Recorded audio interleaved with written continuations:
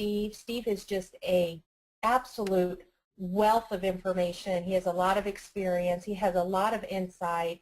And the thing I've really grown to appreciate about Steve's style is it always makes sense. It's not just theory, but it's things that if you apply them, they work. And we came up with this idea for this webinar. We had one of our own meetings, and we were talking about change. And when you apply something like predictive index or any other tool like this to the organization, you really are affecting the culture. You're trying to make a lot of change happen. And so many times it doesn't happen.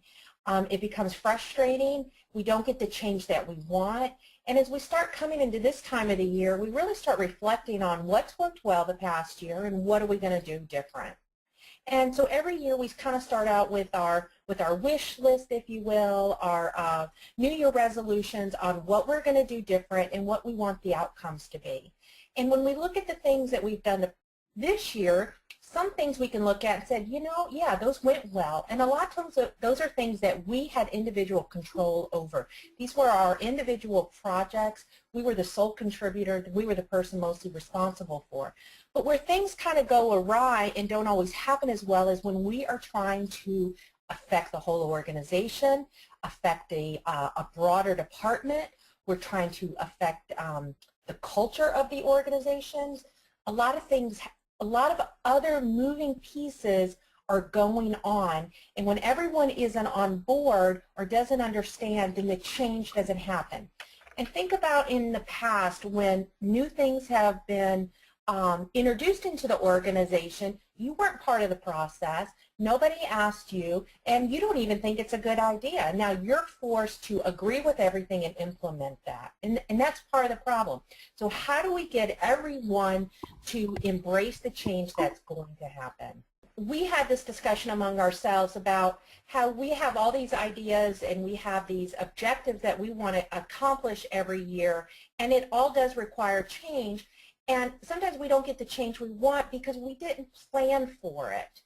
And so PI can help us to not only to consciously think about what needs to be happen, but to actually create a plan for making change to happen.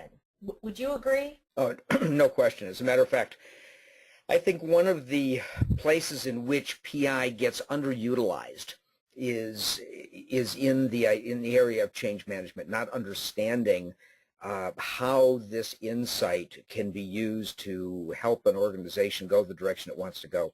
You know, we're at a point right now, we're at an inflection point in our economy where virtually every company is coming out of some kind of dramatic change since '08, and most are looking at new ways to operate going forward. We're hearing this from our clients every single day.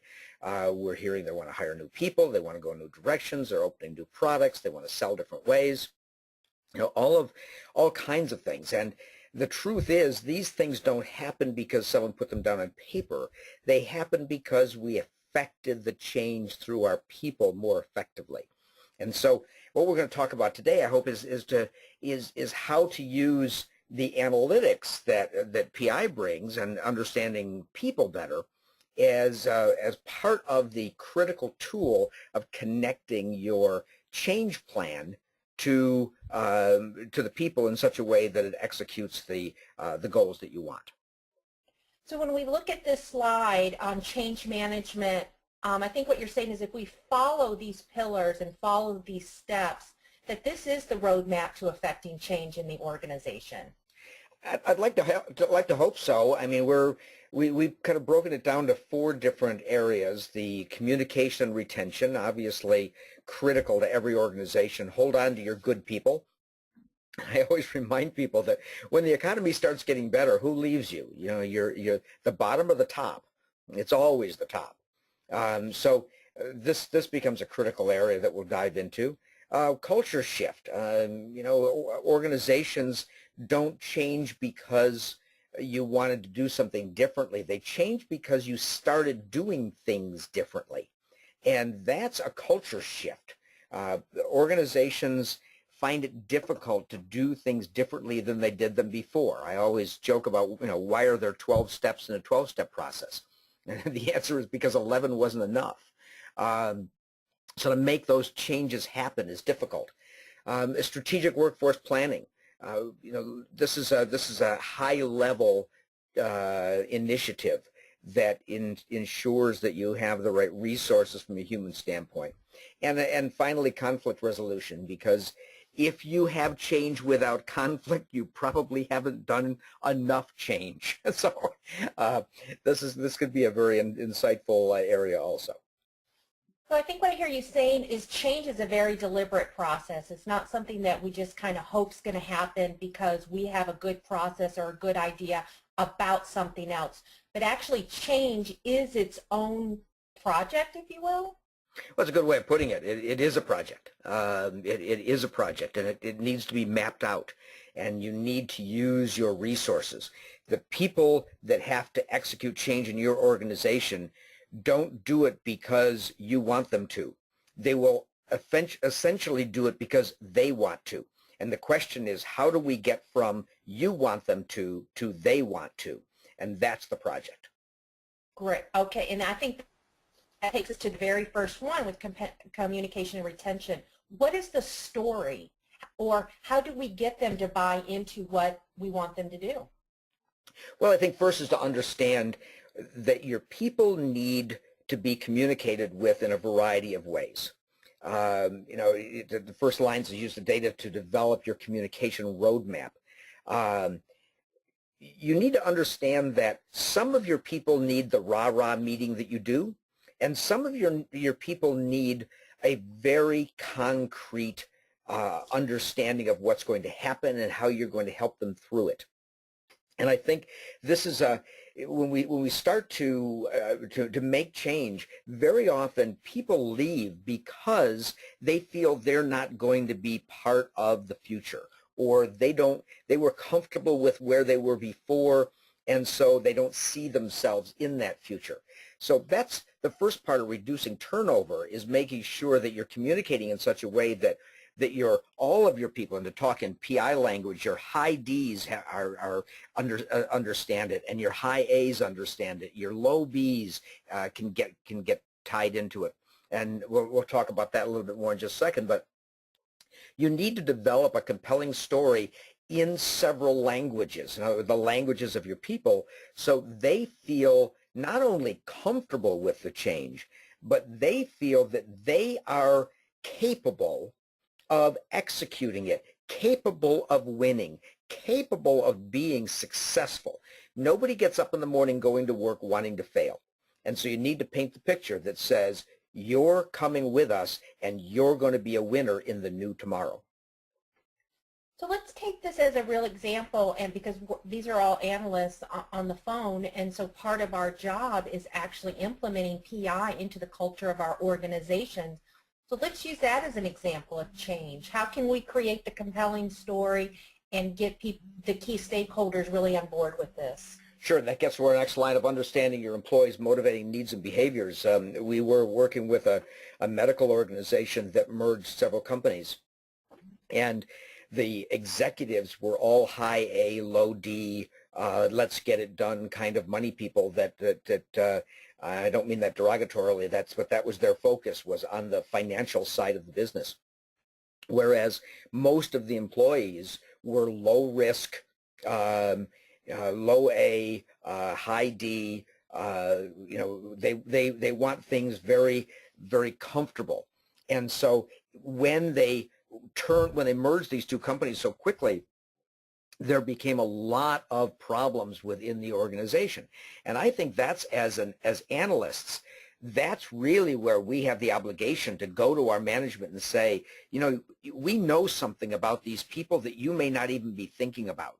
We could help your communication. We can help you reach out to them in a way that understands what drives them, why they do what they do, and connects with them in a deeper, more effective way. And that's what I think we need to do, is to make sure that management even understands that we have this insight and that we can use it as an effective part of helping them reach their goal. So let's say those of us that are analysts that maybe have a lower A and a higher D, and we're working against some very authoritative type team leaders or department heads. How can we bridge that gap and inject ourselves into, we can help you facilitate this change? Great question. And I think the first thing is to be comfortable in your data. In other words, understand you have facts at your hands. You know, I always say the difference between whining and negotiating is data. You know, it's whining to say, oh, people are going to hate this. It's negotiating to say, let me show you how we can do this given the information we have at hand. And so that may be a time to reach out to your PI consultant and say, help me use analytics to help people understand this. Help me present a couple slides that I could have in a presentation that I could use to show management how these tools have been effective before in this area, and maybe a better picture of our own team. So use the knowledge you have. Feel comfortable that you have that knowledge available, but certainly feel comfortable to reach out to us and say, I need a little help in putting together a presentation that might sell them on why this is important. Good. Okay.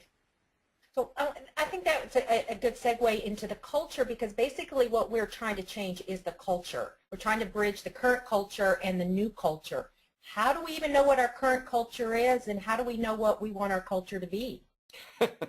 If you want to know what your current culture is, ask your frontline employees. Don't look at that big plaque that's on the wall in the lobby that talks about who you are and what you do to the world.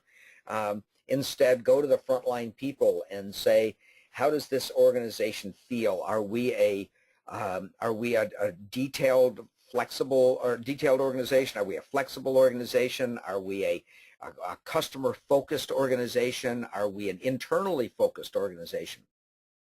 Now, there are lots of surveys you can do, and we can help you put them together if you'd like, surveys to find out what people think your culture is now, what they think is important in the organization now.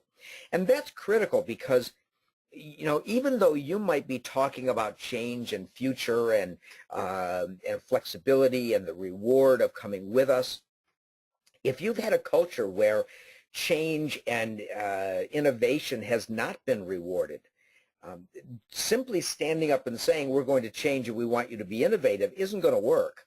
Your people are going to believe what they have seen over time, and they're going to be tied to that old culture, and that's really where you have to understand that it's critical to understand what they're thinking at this point so that you can help guide them from that mindset to the future. But you have to understand that mindset.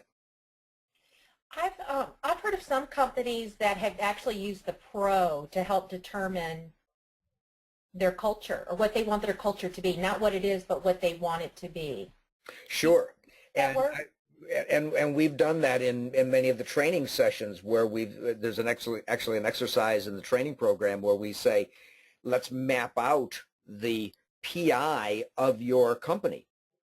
Let's map out the pro, the actual model of who you are, and you can do a pro as a company pro. In other words, let's just, you know, it's not the typical way the pro is designed, but if you ask people to fill out a pro thinking about the company in general, you'll get some very interesting feedback, and you can have a variety of people in different organizations, in different parts of the organization, fill that out, and you'll get back a matrix that will show you what they think the organization feels like from their perspective.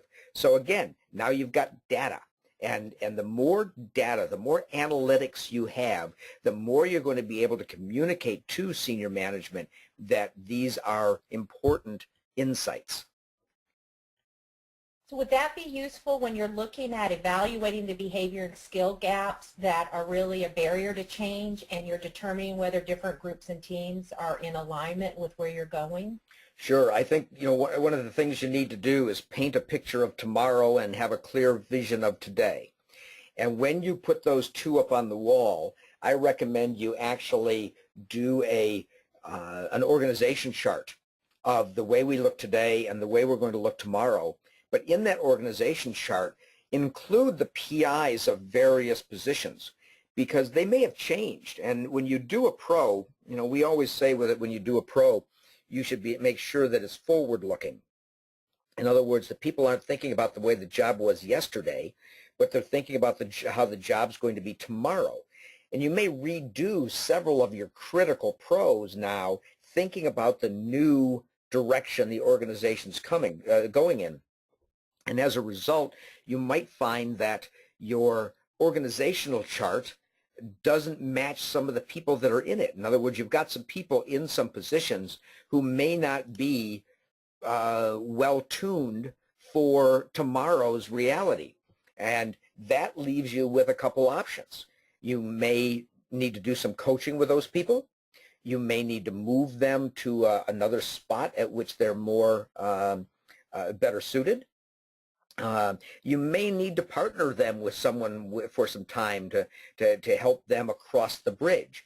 But what you don't want to do is ignore the fact that there is a behavior gap there. There is a skill gap there. You don't want to ignore it and then just charge forward, because if you do, you will undoubtedly fail from that position down.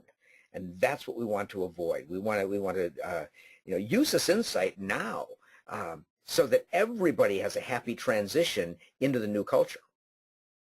Yeah, and when you say that, it makes me think of, a lot of these kind of relationships can be tricky and painful to tread, and I think that's where it is helpful to have other people to reach out to, and definitely contacting your consultant on how to navigate these waters. That's what we're... This is not something companies do all the time. They don't go into these major changes all the time. And so reaching out for advice is so important. We've done this many times. We hear this all the time. We get to help people. So we'll bring you ideas from companies that have been successful in making these transitions. We'll bring you insight that can be useful. It might be useful to bring your consultant in to speak with your executive team about the effect of change on your particular organization. We've done these meetings, these executive briefings many times, and in existing customers, we've got great data to work with to be able to do that. But using the assessments to identify where people need to be, who you've got where, and what you might do about it, especially early in the game, can be so critical. On the last line here, it's talking about your frontline leaders, and they're probably your most important players in this game.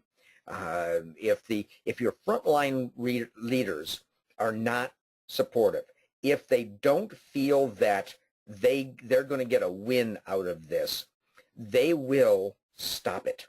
They will kill your change. And I've seen it happen over and over again, where frontline leaders say to you'll have a big corporate meeting, everybody walks out all rah-rah, and then they look at their bosses and say, what do you want me to do? And the boss says, same thing you did yesterday. This is just another one. This is just a meeting we had. Don't worry about it. Everything goes back to normal. And the truth is they just killed the whole process. So you really want to make sure that you've got these people on board, these critical leaders, and that you understand how well they fit into the future, and they understand how well they fit into the future before you move forward. Will you talk a little bit more about how do we really get them sold and involved? Well, it's a great question, and I think first it comes to understanding them. The way you sell anyone is to understand what motivates them. And so being able to look at those folks and say, are they motivated by winning, the high A's? Show them how they get to win in the new reality. Are they motivated by getting it right? Are they worriers? And we find this a lot in especially medical organizations, scientific organizations, engineering organizations. And we get people who are really worried about making mistakes and change just scares the tar out of them. And so saying to them, here's where we're going step by step. We'll help you get there. You know, we're here. We've got your back through this. And making sure that you're addressing the specific needs all the way through the organization. And that means that senior management has to get this, middle management has to get this, and your frontline leaders have to get this. It's so critical that we don't just try to use some kind of a superficial letter, or one of the largest telephone companies in the world used to do a talking head thing, and I used to consult for them, and I was there during a couple of these. They literally would march everyone out into these giant lobbies that they had in the company, and hanging from the ceiling was a large TV monitor, and they'd get all out there, everybody be there, and the monitor would be black, and all of a sudden the monitor would come on, and the CEO would speak to the masses. I mean, it looked like something out of a George Orwell novel. And the CEO would tell them where we're going, and then the screen would go black, and everybody go back to work. And somehow they thought that that was sufficient. It wasn't even close. And I think what we need to understand is, while most of you don't do anything as crass and superficial as that, it may look that superficial to the people you're working with. They need a lot more. You know, a lot of organizations look at the training, the analyst training, as a huge expense instead of an investment. But we know from experience that when you're leveraging that knowledge and you're investing in your employees and you're giving them the tools that they need to affect the change that they want, your results are really going to be quicker and longer lasting. How do those of us that are in organizations sell that message? Well, I think you sell it exactly like that, and you say that our people need people skills. They not only need technical skills, but they need people skills. And it's interesting when we look at companies and we look at their training programs. The majority of time they spend on product and technical, and yet the majority of time that the majority of the problems that people have in companies are interpersonal. And so investing in your people in such a way that they permanently become better at building teams, at motivating individuals, at solving problems with their team. Give them a skill that permanently improves their ability in those areas, will dramatically improve the organization's ability to move forward. And I always, I always quote to our clients, you should only train those people. In our particular case, the training's worth, about $2,000. And I always say to people, you should only train those people that are worth $2,000. Then when I shut up, the CEO typically looks at me and says, I should fire everybody that isn't. I mean, that's true, yes. And it's unfortunately true. I mean, not everybody has unlimited budgets, but the truth is we've got to somehow get them there, and we have a variety of ways to get there. So we're happy to help you in any way, help our clients in any way we can. New companies that are listening to this and haven't been through any of our training programs, we'll be happy to share with you what is involved, but also what kinds of outcomes people have as a result of learning these skills, and how it helps drive change and general management skill. And that brings the last point to mind is, I know we have this new assessment for influencing skills. How is that assessment beneficial for frontline leaders and how they're going to affect change? Well, that's an interesting one, because the influencing skills assessment actually came out of a selling assessment we had years ago. And clients came to us and said, that sales skills assessment tool that you've been using for years is wonderful, but we need something internal where we can help our people sell their ideas up and down the line. And so we developed for them two things, both an assessment that helps you understand how effective your people are at selling their ideas and influencing others within the organization on what they need and what their ideas are, but also a training program on top of that to teach them to improve those skills. I think organizations will discover that most of the key information they need to be successful is locked inside the heads of people on their staff who aren't telling them. We hear this, we see this all the time. And so what we're talking about when you talk about influencing skills is unlocking that wealth of knowledge by giving them the skills to be able to communicate and the comfort to be able to communicate to others in the organization what needs to be communicated. And that is so valuable. I think our companies are, I would say, I think we're overpaying our employees if we're basing it on how much of what percentage of their knowledge they're actually sharing with us. Most organizations, and we can see this in their PI self-concepts. In most organizations, people are actually pulling back their comfort level. They're actually telling you less and withholding more than you certainly would like them to. So when you combine PI with the influencing skill, now you know what motivates them, but you also know what their skill sets are in this area and how to fix them. Good stuff. I spent a lot of time on this slide because I think at the end of the day, culture is really what we're trying to change. And I feel like we're going to get some questions at the end, but there are two other slides I wants to hit on real quickly. And one is strategic workforce planning. And would you say that's the same as your succession plan? Well, the succession plan is a piece of the strategic workforce plan.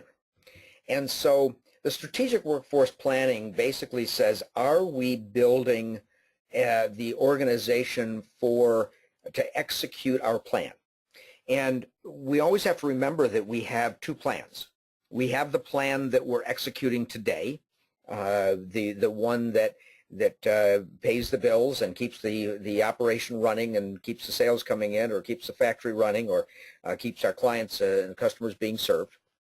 And then we have the one for tomorrow that is the new expanded products, the new expanded territories, the larger organization, the new service initiatives, those things. And so we need to be aware that as we're hiring and promoting, we need to be putting people in a future needs environment. In other words, we need to be thinking 3, 4, 5 years down the road.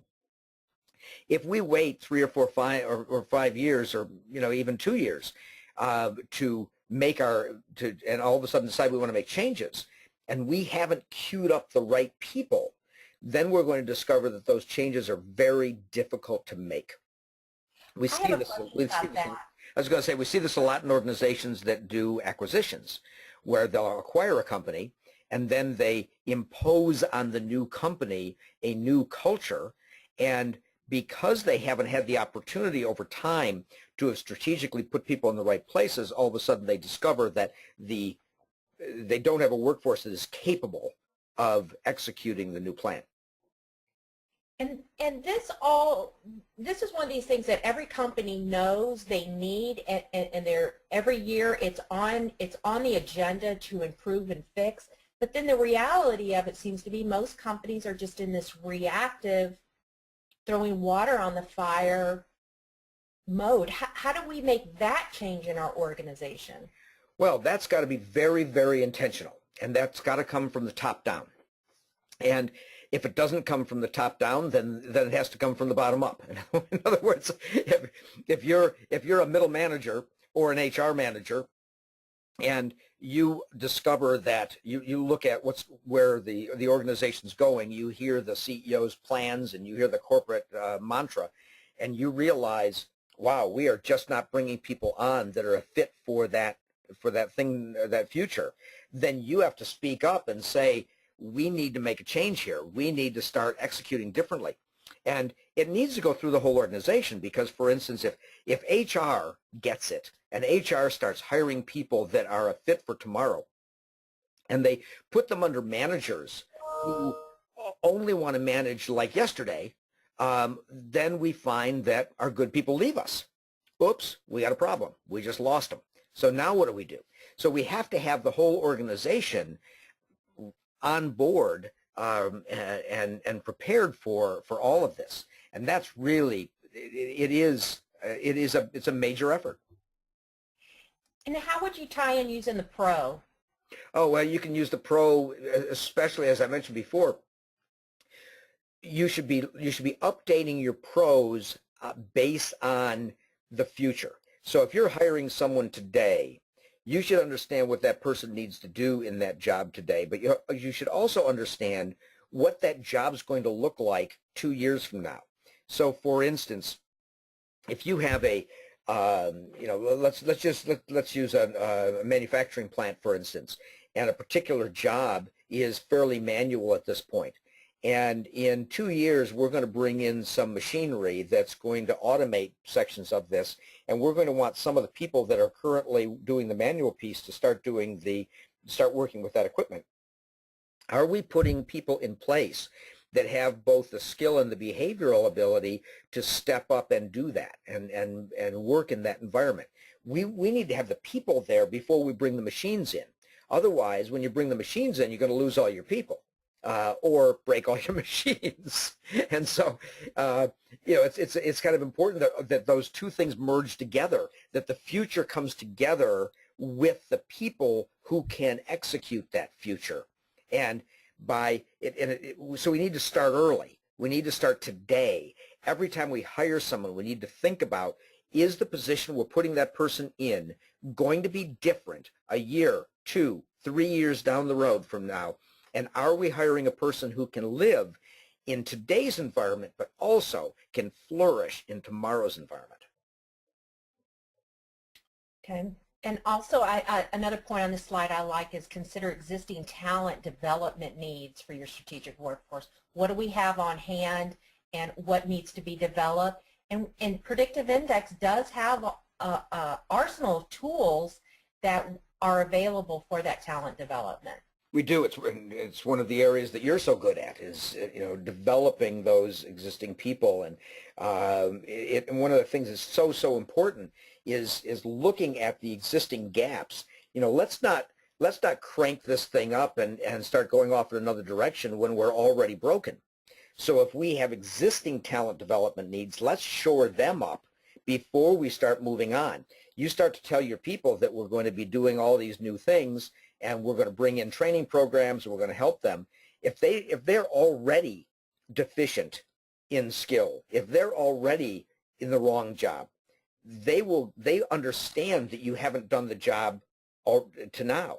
And so what confidence do they have that you're going to get them there in the future? So yeah, you need to make sure that you're in alignment today in order to move forward tomorrow. Good stuff. So conflict resolution, a lot of times we don't even realize there's conflicts kind of bubbling under the surface. We get kind of passive aggressiveness, or we get people that are uninterested. Employment engagement is a big buzzword these days. How do we measure if there's conflict in our workforce, and then really how do we fix it? Well, it's interesting. We often can see it in doing the PIs of an organization when we start to look at the self-concept and we see how far off the self-concept is from the self. That tells us that there's something going on in the organization that is misaligned. And that misalignment is often a result of conflict, or often causes some conflict. Employment surveys can often tell you that, and quite honestly, your middle managers can tell you, if they're honest with you, what's going on. And so you need to ask. You need to listen. You also don't want to poo-poo problems that people are bringing you. Excuse me. You want to make sure that when people are saying we have a problem, that you don't say, well, that's nothing, they'll be okay. Well, maybe they won't. Maybe it's an issue that we need to address.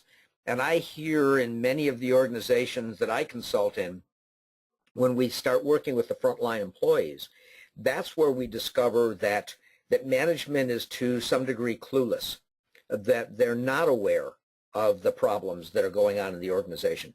And so this is another great one for your leadership and development or learning and development people and your HR people. Yeah, HR sees a lot in exit interviews. They see a lot when they're talking to people. Though that information needs to be documented in such a way that you can sell to corporate that they have an issue. And also, I think we can look at the PI, and we know that our low A, low Bs, high C, high Ds, they're not going to voice their concerns, right? Well, and there are whole groups of people in the organization who, by the very nature of their behavioral style, are not comfortable speaking up in the organization. They may be comfortable speaking up at maybe one level up, but certainly not beyond that. And so you need to find a way to get to them. Employee engagement surveys are one of the ways of doing that. We can certainly help you in that area. There are, reaching out to your people, understanding where they are today. It's kind of interesting. You hear on the news all the time, or on the television when they're talking about new exercise programs, they say, check with your physician before starting any new exercise program. Well, check with your current people before starting any change program. Find out, are we okay? Are we doing things the right way now, or do we need to tune up what we currently have before we move forward and get rid of the conflict? And if we ignore this undercurrent or this potential problem, because it is real and it is out there, and a lot of organizations just do not acknowledge it or want to do anything about it, what can happen? Oh, well, what can happen is what does happen, which is that a high percentage of change initiatives fail. And they fail, CEOs get fired because they're unable to make things happen. And when you look at why were they unable to make things happen, it's not usually because they were going in the wrong direction or they wanted to do the wrong things. Quite honestly, the reason they were unable to make things happen is because they didn't understand what was going on in the first place with the organization. They didn't understand the health of the organization, and then they didn't understand the people that they had and how to move them forward in such a way that it was positive and not conflict. And so this is the core of why most change initiatives fail. It is not because it was the wrong thing to do. It's not because you didn't have the money. It's not because the economy wasn't working, wasn't shifting in your favor. It's because your people were not ready, prepared, or supported to make the change. And understanding them by use of behavioral insights gives you an incredible leverage to start that understanding, to start a discussion, and to start the process of helping them move from where they are to where they need to be without conflict. So it is something that takes time, it takes initiative, it takes thought, but it is what causes a significant percentage of failures. I think that's the most important thing really that we've hit on this whole time, and I just want to reiterate it again. What you said is that change, the reason why it fails and doesn't work isn't because we don't have a good process. It isn't because we don't have good products. It isn't because of the market or the economy. It's because we're not taking into we're not making the people the most important part of this process. We're just hoping that people are going to come along with the change and embrace the change, but we aren't doing anything proactively to manage it. Well, you see it in your consulting work all the time, Cindy. You see clients who ask you to come in and and quote fix things, and and you discover that what's broken isn't what they think is broken. What's broken is something usually more fundamental in the organization.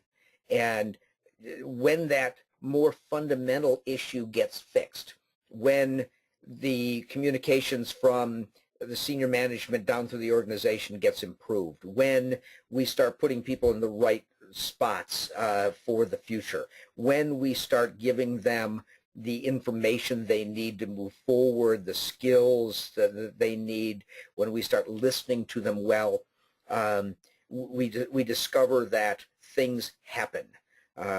That's really the key here going forward. And as I say, you and I see this in clients all the time, that that what breaks organizations or what derails their change, their improvement, their process is usually very fundamental communications or effectiveness in the management of their most valuable asset, which is their people. And that in itself can be a difficult conversation. You know, I'm thinking about being in the ranks of the employees and our CEO or our VP or our regional manager saying they want change, they want this to happen, they want that to happen next year. And we know without a shadow of a doubt, we're sitting on a tool that can make that happen.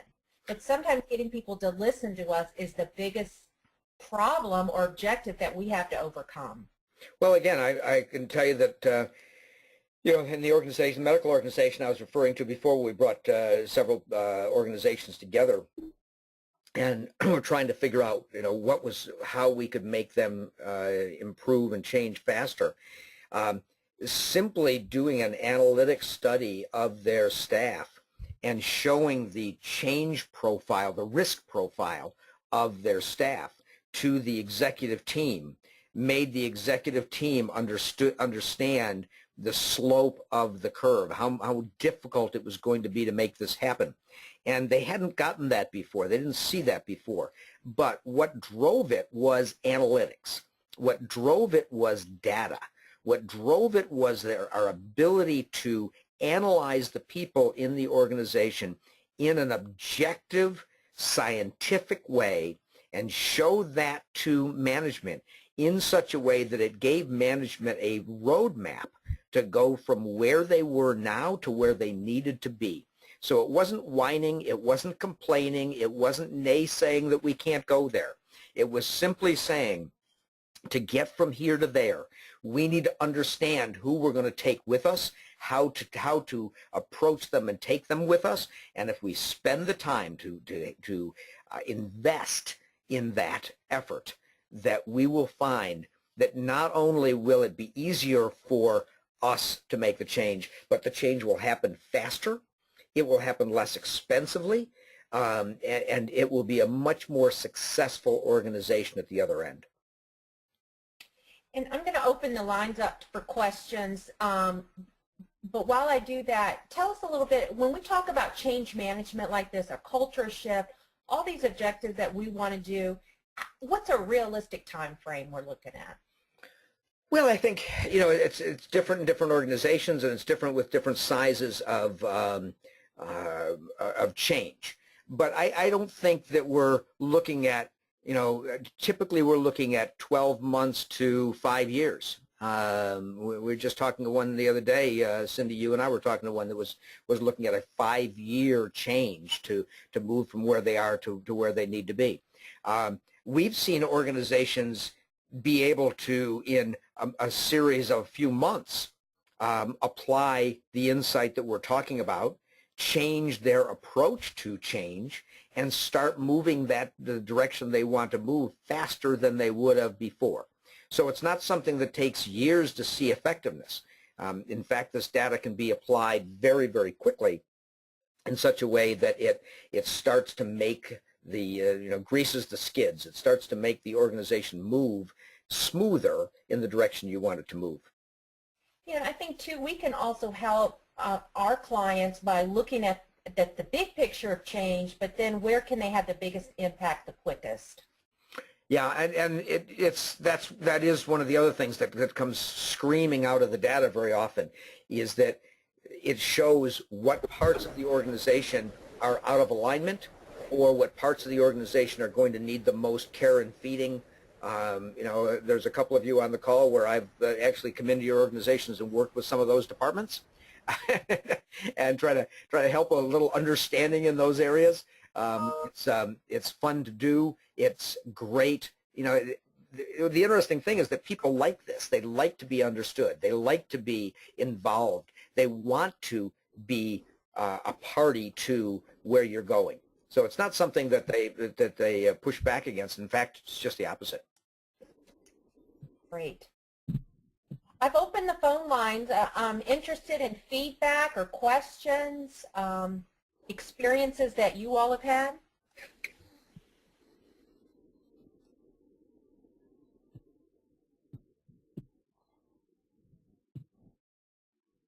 Everybody's being shy this morning. Yeah. Because I know there's some people out here that have had some big change. Well, change is hard, and I think to piggyback on what you said very early, most people come to work and they want to succeed. And when they realize that predictive index or what other tools you have as well are actually there to help them and not impede their process, that it's something being done for them, not to them, they will embrace the change, and they do want to be a part of something exciting.